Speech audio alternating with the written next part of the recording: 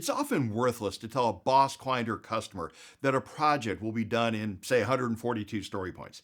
Even if stakeholders fully understand what a story point is, telling them how many points a project will take or cost isn't very helpful to them. These stakeholders are accustomed to hearing how much time and money a project will take. And it's important that teams and their leaders communicate with stakeholders in the terms those stakeholders prefer. Fortunately, it's quite straightforward to convert an estimate of points into money. Here's how. Start by gathering data on how much the team has been paid over a period of time. Ideally, this should be at least a few months, but you could start with as little as one sprint. Next, divide total team compensation by the number of story points delivered by the team in that period. This gives you a cost per point.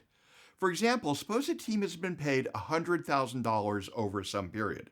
During the same period, the team delivered 100 story points.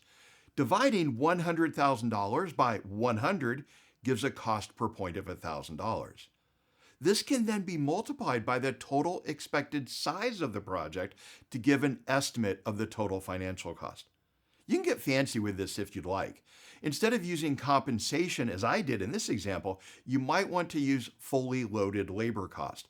As its name implies, this includes compensation as well as other costs such as benefits, overhead, and payroll expenses. This would be things like taxes and Social Security in the US. A company controller can easily and almost always immediately provide you this as a percentage. It's typically going to be in the range of 25 to 40% added to compensation. You can get fancy by trying to adjust for seasonality or team size changes. However, that's usually not worth the effort. It shouldn't significantly impact the cost per point. Keep it simple. Clearly communicating expected costs with your stakeholders will improve your relationship with them. Everyone appreciates being communicated with in terms they understand.